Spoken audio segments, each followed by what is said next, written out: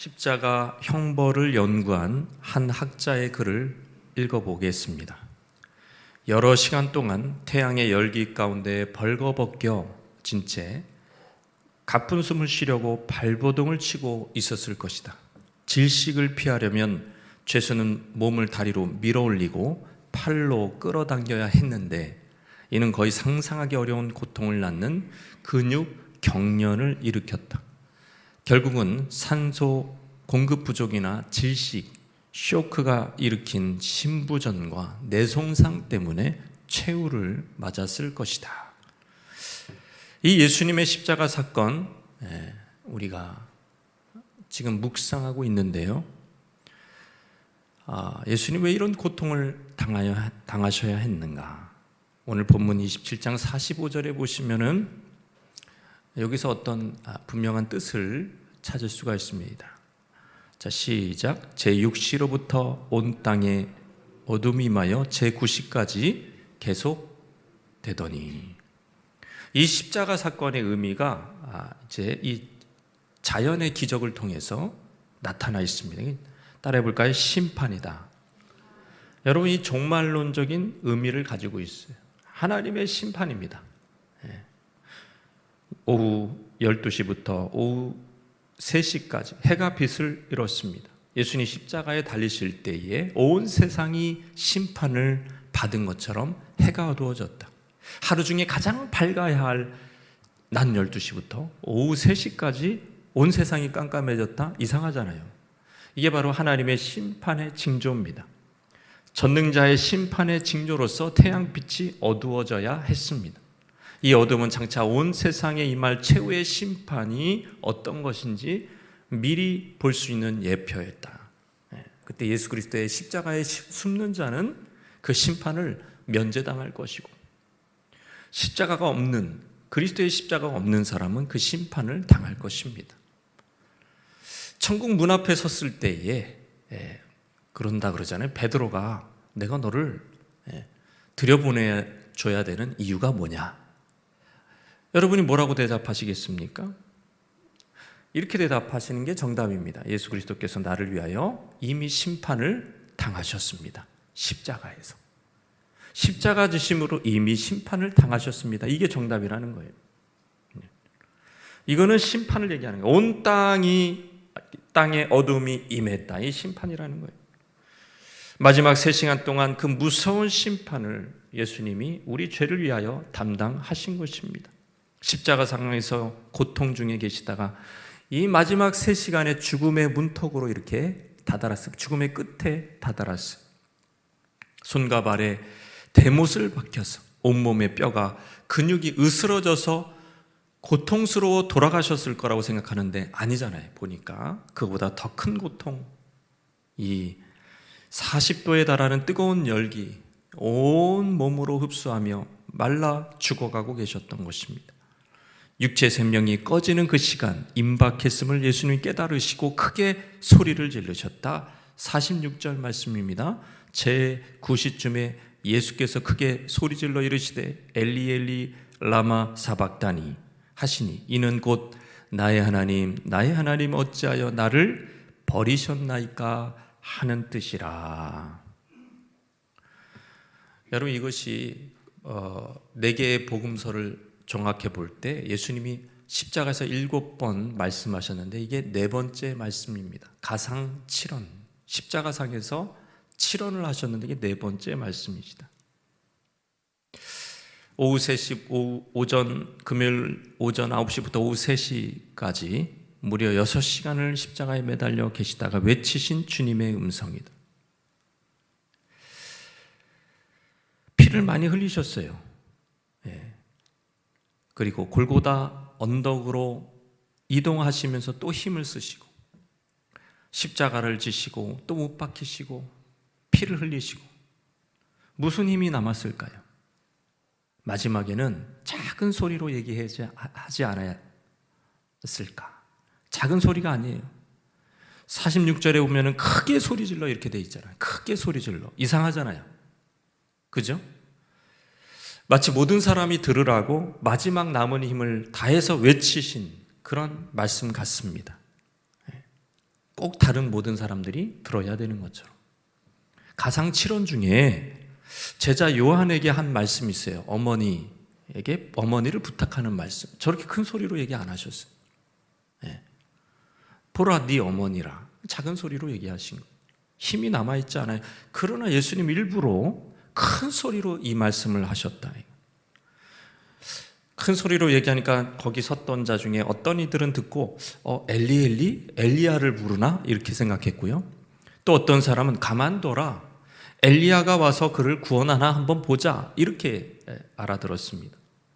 이 굉장히 영적인 소리를 듣고도 그냥 이렇게 육성적인 소리로 듣고 엘리야구나. 엘리야 부르는구나. 이렇게 착각을 했습니다.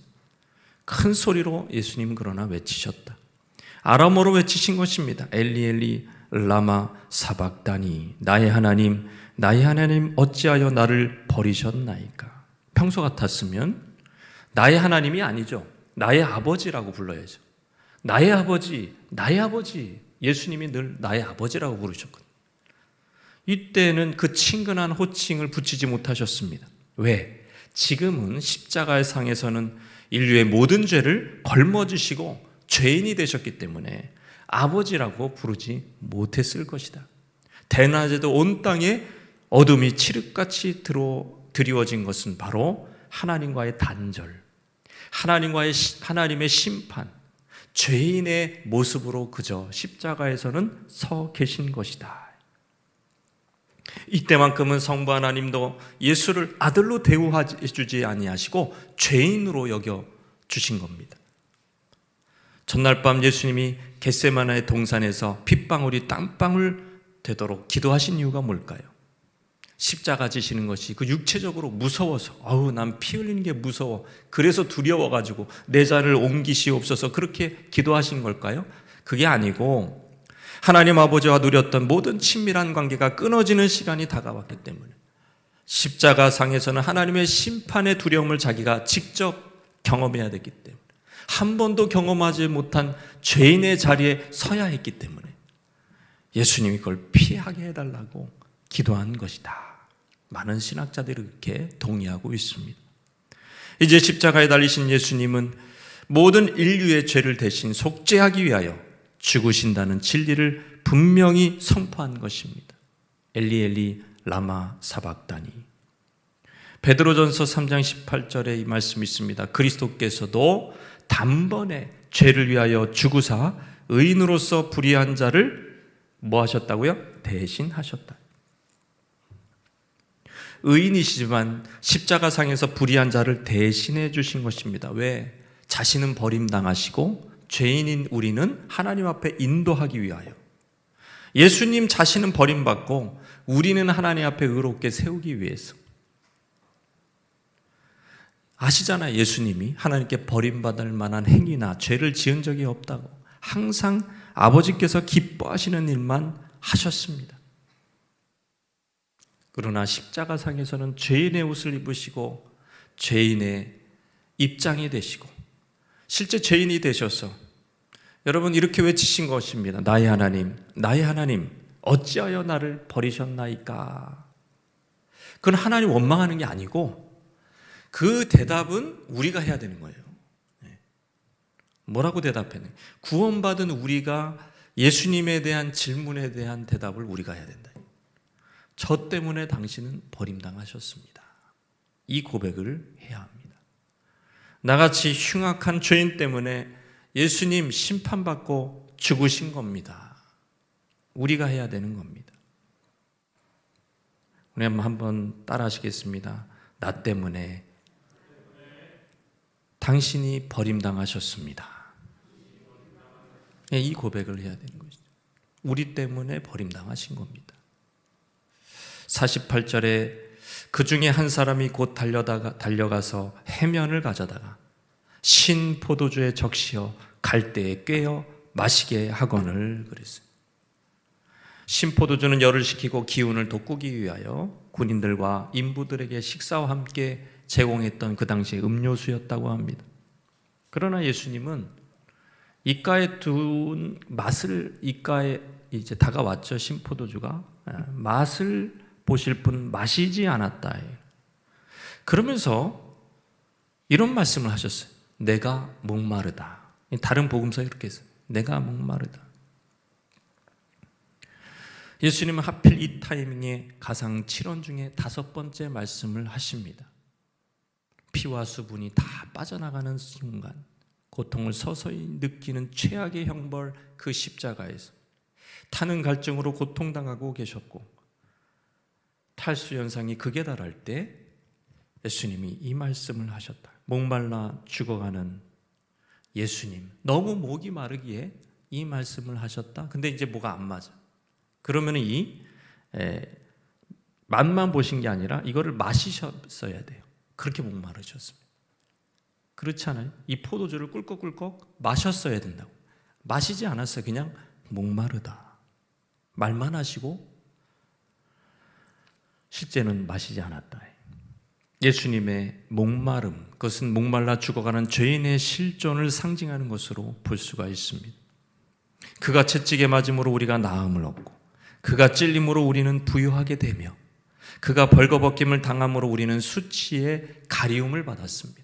우리 수치는 가리움을 받았습니다. 똑같은 원리가 여기서도 적용되는 거예요. 그가 목마르심으로 우리는 생명수의 근원이신, 영생의 근원이신 예수님 때문에 해갈하게 되고 배부르게 된다. 이 진리를 예수님은 타락한 아담을 대표하여 이렇게 말씀하신 것이다. 내가 목마르다. 내가 목마르다. 예수님은 십자가에서 죄인의 모습으로 목말랐지만 우리는 뭐예요? 목마르지 않아요. 저와 여러분은 지금 목마르지 않습니다. 예수 그리스도의 이름으로 얼마든지 우리 속에서 영생하도록 솟아나는 생명수가 있는 줄 믿으시길 바랍니다. 여러분, 성령으로 말미암아 흡족하게 마시는 거예요. 예수님은 목마르시고 우리는 배부르고 우리는 해갈하고 이렇게 되는 것입니다. 이 역설, 이 거꾸로 되는 의미를 우리는 십자가에서 찾을 수가 있다. 예수께서 다시 크게 소리 지르시고 영원히 떠나가셨습니다. 그때 놀라운 기적이 일어났는데요. 51절에 한번 보겠습니다. 시작. 이에 성소 휘장이 위로부터 아래까지 찢어져 둘이 되고 땅이 진동하여 바위가 터지고. 다시 읽어볼까요? 이에 성소 휘장이 위로부터 아래까지 찢어져 둘이 되고 땅이 진동하며 바위가 터지고 그랬어요. 놀라운 기적이 주님 운명하실 때 일어났다. 그 영혼이 떠나가시자마자 성소와 지성소를 이 가르는 휘장이 찢어졌습니다. 여러분, 구약 시대부터 성소의 휘장은 하나님의 임재하시는 지성소가 있는데요, 지성소와 성소를 구분하는 막이었잖아요. 청색, 자색, 홍색 실, 가늘게 꼰 배실을 짜가지고 함께 묶어 짜서 만든 게 휘장이에요. 두꺼운 카펫을 생각하면 됩니다. 유대 역사가 요세푸스에 의하면 성소의 휘장은 1인치 두께로 짠 직물이었다고 그래요. 그래서 소 2마리가 한 조를 이루어 4마리가 잡아당겨도 찢어지지 않을 두께래요. 그런 휘장이 여러분 아래에서 위로 찢어졌어요? 위에서 아래로 찢어졌어요. 그러니까 사람이 찢은 게 아니라는 거예요. 밑에서부터 사람이 위를 올라가게 밑에서 찢어져 위로 쭉 찢어진 게 아니라는 거예요. 하나님이 직접 위에서부터 아래로 찢었다. 이건 뭐냐? 구약시대, 옛시대가 종결됐다. 여러분, 신학적으로 그런 의미가 있습니다. 이 사건은 모든 민족들, 유대인뿐만 아니라 모든 민족들, 이방인들까지 구원의 길이 열렸다. 새롭고 산 길이 열린 것입니다. 구약에 약속된 구원이 최종적으로 성취되었기 때문에 이제 성전의 의미가 없어진 것입니다. 성전 파괴를 예수님이 예언했는데 바로 이 성전 휘장이 찢어지는 것으로 성취된 것입니다. 왜 그렇죠? 왜 이렇게까지 얘기할 수 있는 거죠? 휘장이 결국 뭐라고요? 따라해 봅시다. 예수님의 육체다. 네, 예수님의 육체예요. 구약시대, 옛 언약시대에는 아무리 경건한 유대인일지라도 성소조차 밟아보지 못했습니다.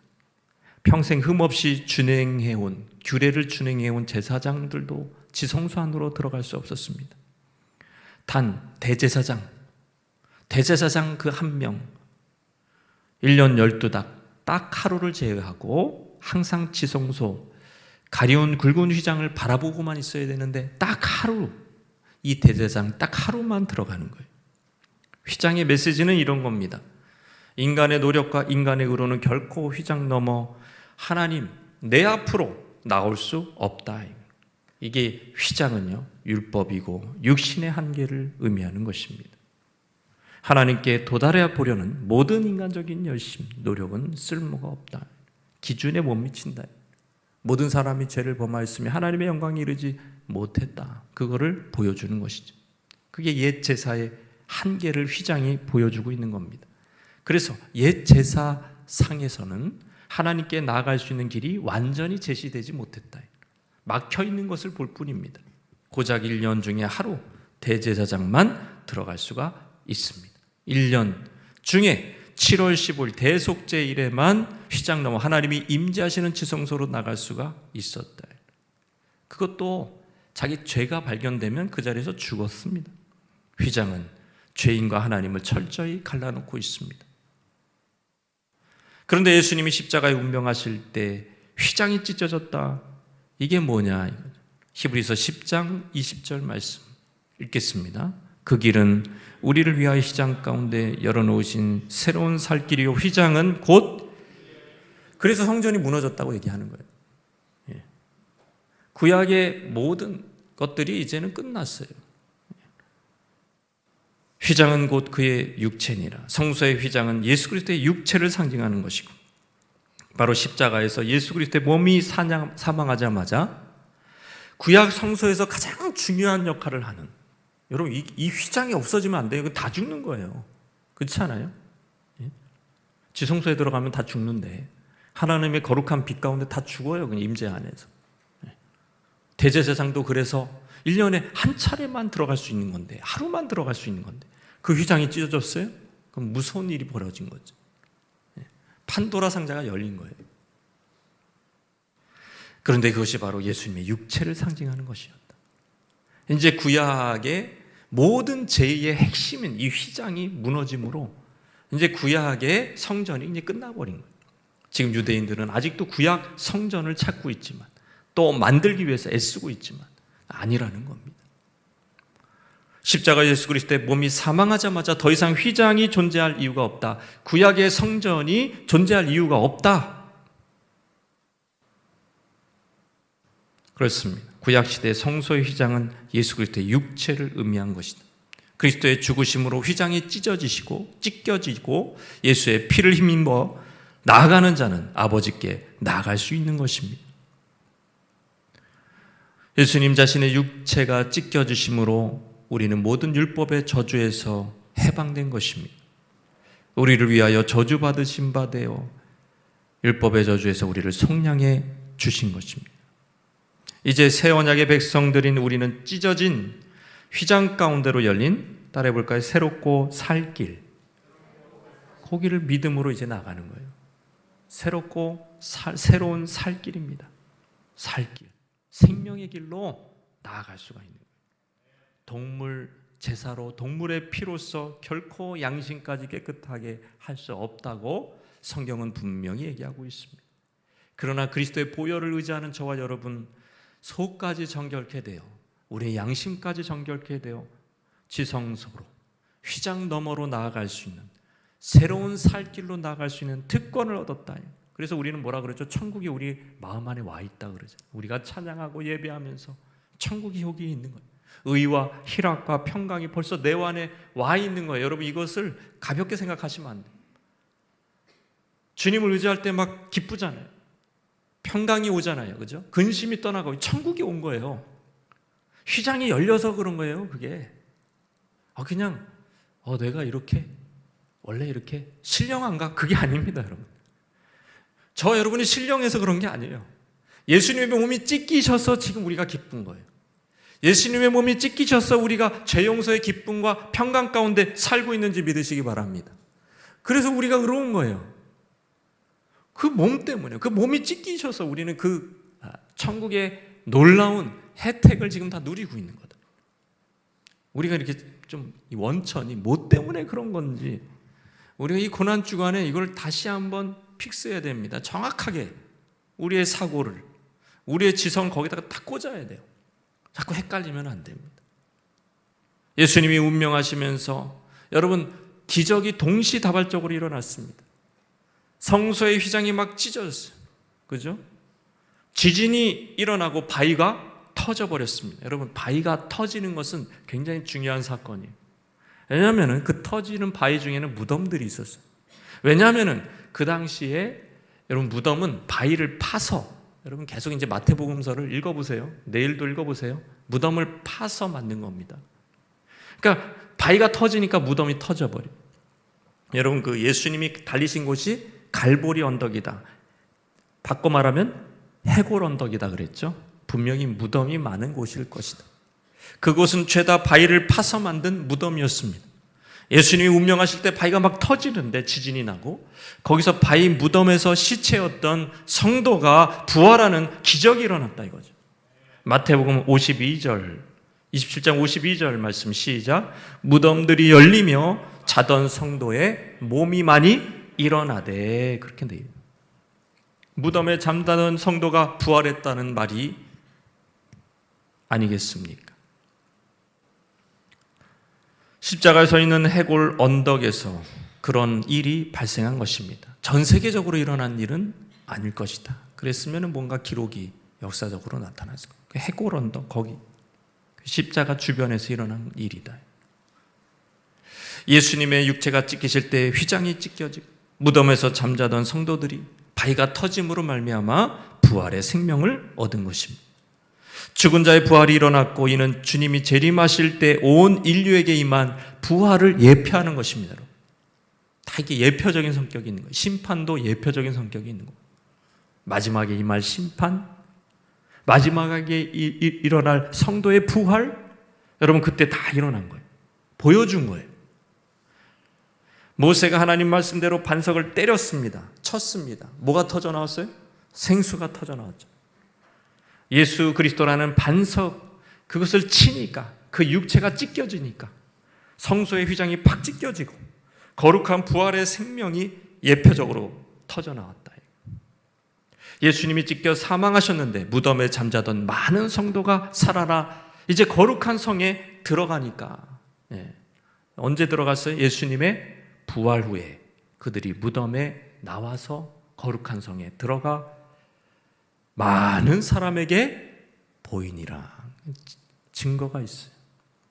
해산하는 산모는요, 자기 몸이 찢기는 고통을 겪지만 그로 인해 새 생명이 어머니 몸속에서 터치고 아이가 세상에 태어납니다. 이게 바로 예수님의 부활의 원리다. 예수님은 찢겨서 죽으셨지만 성도는 부활한다. 휘장이신 그리스도의 몸이 찢겨지시니 그 주변 해골 무덤에 묻힌 수많은 성도들이 부활했는데요. 과거 중국 영화 강시가 있어요. 죽은 자가 이렇게 벌떡 일어나서 콩콩 뜁니다. 그런데 그 얼굴을 보면은 시퍼래. 죽은 상태라는 거죠. 그게 아니에요. 성도의 부활은 산자로의 부활입니다. 살아서 적어도 3일 동안은 예루살렘 거리를 활보했어요. 나사로의 부활은 아무것도 아니에요. 예루살렘 거리를 활보하다가 보세요. 아까 53절 예수님의 부활 후에 이제 계속 활보하는 게 아니라 부활 후에 거룩한 성에 들어가 버려요. 거룩한 성에 3일 동안 다니다가 거룩한 성에 들어간 겁니다. 그 당시에 많은 사람들이 보았다 그랬어요. 이런 기적이 일어났다. 그 당시 예수님의 십자가 처형을 주도하고 가장 가까이서 예수님을 지켜봤던 이 모든 상황을 봤던 백부장이 뭐라고 얘기합니까? 시작. 백부장과 및 함께 예수를 지키던 자들이 지진과 그 일어난 일들을 보고 심히 두려워 이르되 이는 진실로 하나님의 아들이었다. 여러분, 그 십자가에 달리셨을 때 지나가는 자들은 뭐라 그랬죠? 네가 하나님의 아들이라면 내려와야지, 기적 베풀어야지 조롱했잖아요. 그러나 백부장은 그렇게 얘기하지 않았습니다. 하나님의 마음 그대로 얘기했어요. 여러분, 예수님이 세례 받으실 때에 변화산 상에서 용모가 바뀔 때 하늘에서 무슨 소리가 났죠? 이는 내 사랑하는 아들이다. 하나님의 아들이라고 증언했어요. 백부장이 딱 그 하나님 마음이 이제 들어온 거예요. 백부장이 믿음의 사람으로 바뀐 거예요. 진정으로 하나님의 아들이었다. 안 믿는 인간들은 네가 하나님의 아들이거든 그러고 있어 계속. 아들이거든 안 믿어요 그렇게. 지나가는 행인조차 십자가 달리신 그리스도께 만일이라는 경험 없는 이야기를 했습니다. 가정법을 사용했습니다. 그들은 끝까지 예수의 정체성을 부인하고 사람들을 믿지 못하도록 속이는 말을 했습니다. 본인도 속고요. 얼마나 대조적이에요. 한쪽에서는 그렇게 얘기했지만 한쪽에서 백부장은 그 과정을 보면서 자기도 예수님을 죽이는데 이 백부장이니까 리더로서 책임지고 그런 일을 했지만 벌써 백부장이 회개하는 거예요. 야, 하나님의 아들이구나. 예수님을 죽이는데 가담하고 주도했지만 그 마음속에 심령의 변화가 벌써 일어나는 겁니다. 따라해봅시다. 십자가는 능력이다. 따라해보겠습니다. 십자가는 죄인을 구원하는 능력이다. 십자가밖에 없는 거예요. 우리가 죄인들을 우리가 사랑하는 이들이 주변에 많지 않습니까? 어떻게 구원할 수가 있겠어요? 십자가 달리신 예수 그리스도를 전해야 구원을 받는 거예요. 엔터테인먼트 해야 구원받는 게 아니에요. 어린아이들도 마찬가지인 거예요. 맨 즐겁게 하고 구원 안 받습니다. 여러분 그렇게. 십자가의 복음을 전해야 구원받는 거예요. 구원받는. 그 영이 알아들어요. 어린아이도. 유치원생도 영이 알아들어. 아, 정말 십자가로 인해서 내가 이 죄가 용서받는구나. 그 아이들이 고백할 수 있어요, 여러분, 진짜로. 교회는 그런 곳입니다. 십자가가 능력이고 십자가가 죄인을 구원하는 능력이다. 이것이 계속해서 선포되는 것이 교회라. 그리고 그 교회의 핵심은 저와 여러분인 거예요.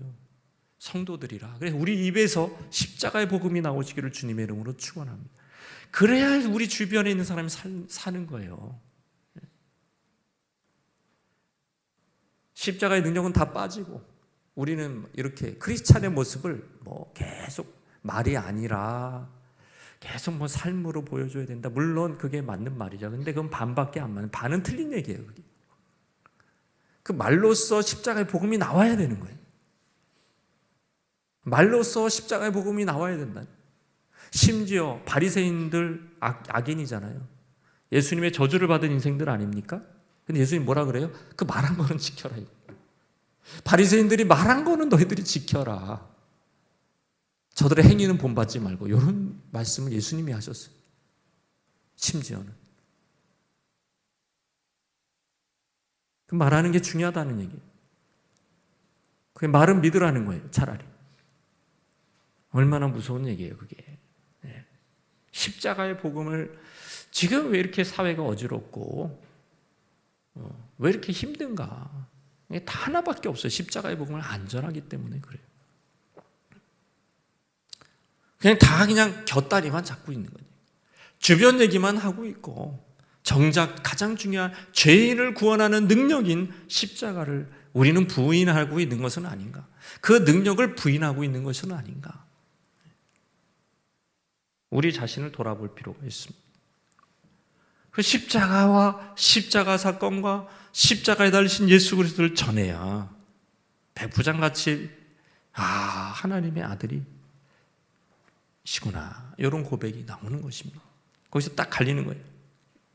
여전히 조롱하면서 고개를 흔드는 사람이 있는가 하면 정말로 하나님의 아들이시구나. 십자가에서 구분이 일어나는 거예요. 십자가에서 딱 갈리는 겁니다, 여러분. 십자가에 딱 갈려요. 거기에 여인들이 있었습니다. 이 여인들 마지막으로 55절 56절 읽겠습니다. 시작. 예수를 섬기며 갈릴리에서부터 따라온 많은 여자가 거기 있어 멀리서 바라보고 있습니다. 그 중에는 막달라 마리아와 그 또 야고보와 요셉의 어머니 마리아와 또 세베대의 아들들의 어머니도 있더라. 여인들 얘기를 하고 있어요. 주변 상황을 기록하고 있는 말씀입니다. 왜 여인들이 위치가 좀 이상하지 않아요? 멀리서 바라보고. 예. 가까이 있지도 못해요, 여인들이. 그렇게 갈릴리에서부터 따라왔는데 많은 여자들이 55절에 보면, 그죠? 그렇으면 제일 가까이 있어야 되잖아요. 분명 이거는 일단은 십자가 주변에는 이 십자가에 예수님 못 박고 그 시신을 처리하기 위한 일을 하는 사람, 군인들이 있었을 거고요. 그리고 그 주변에는요, 이 대제사장들에게 매수된 선동꾼들이 바리케이트를 치고 있었을 것이다. 그러니까 못 들어가는 거예요. 십자가 이 주변에는 악인들로 이렇게 가득 차 있을 것이다. 예수님 사랑해서 갈릴리에서부터 여기까지 따라온 여인들조차도 접근이 지금 안 돼. 바리케이트 쳐져 있어. 멀리서 바라볼 수밖에 없습니다. 멀찍이 있었던 사람 다 마리아라는 이름을 가지고, 모친 마리아, 세베데오 아들 어머니의 살로메, 글로바의 아내 마리아, 막달라 마리아, 이 마리아들이 있었을 것이다. 그들은 십자가 곁으로 다가섰습니다. 제자 요한도 유일하게 12제자 중에 유일하게 십자가 곁에 머물렀다. 유일하게 선한 의도로 주님 사랑하는 마음으로 여기까지 예수님의 곁을 지킨 여인들, 예수님이 갈릴리에서부터 평소 가르치시고 사역할 때도 곁에 있었던 여인들, 예수님이 고난 당하실 때도 곁에 따라다녔던 여인들, 십자가 운명하시기 위하여 골고다 언덕 올라갈 때도 가슴을 치며 올라왔던 여인들, 십자가에서 매달릴 때도 멀리서 계속 바라보고 있었던 여인들, 그리고 예수님 돌아가셨어요. 보통 사람이 죽으면 관심을 거두기 마련이에요. 근데 이 여인들은 예수님이 숨진 후에도 헌신적으로 예수님의 무덤을 돌보기 위해서 꼭두 새벽부터 이렇게 와요. 찾아와요. 이 여인들은 부활의 아침이 밝아올 때 바위 무덤에 묻히신 예수님을 위하여 향품을 사다가 꼭두 새벽부터 찾아갔더랬습니다. 울면서 간 거예요. 큰 슬픔에, 부활한 줄 모르니까.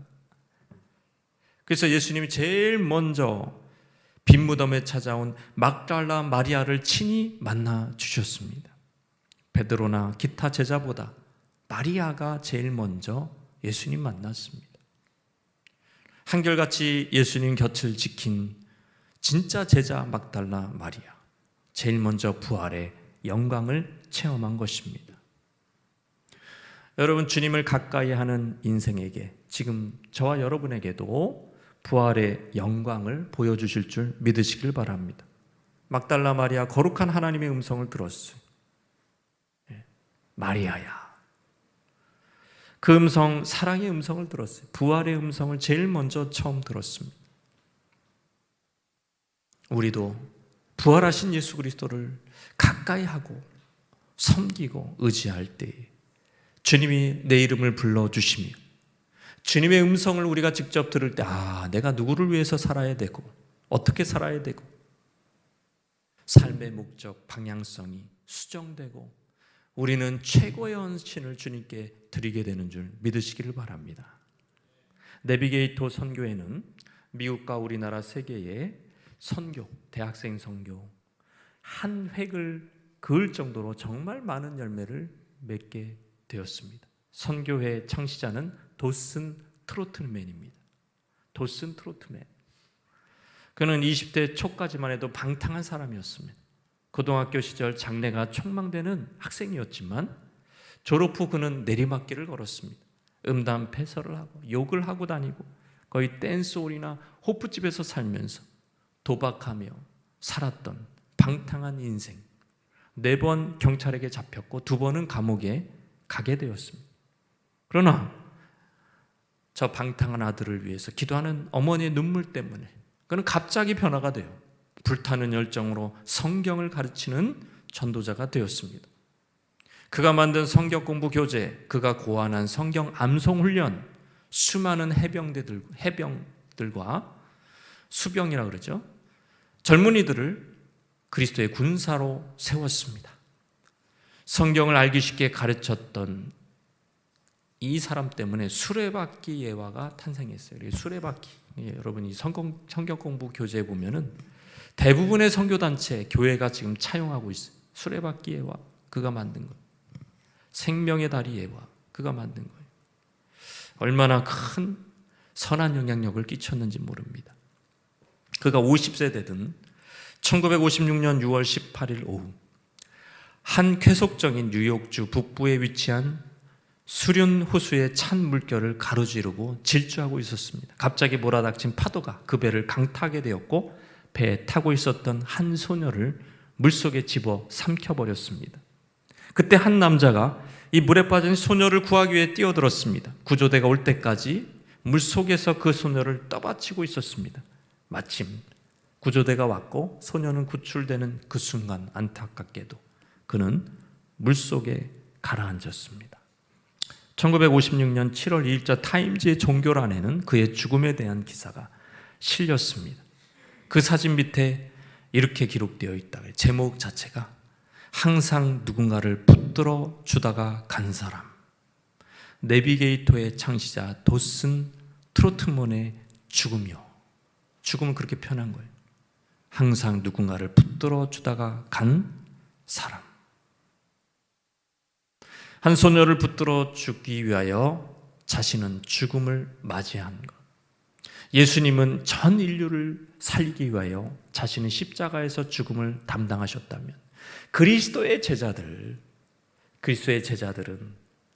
우리가 사랑하는 사람들 또 우리의 이웃들, 이 민족을 살리기 위하여 우리도 십자가를 지고 그리스도와 함께 십자가를 지고 우리는 죽고 우리의 이웃은 살리는 놀라운 생명의 전달자가 되시기를, 십자가의 전달자가 되시기를 주님의 이름으로 축원합니다.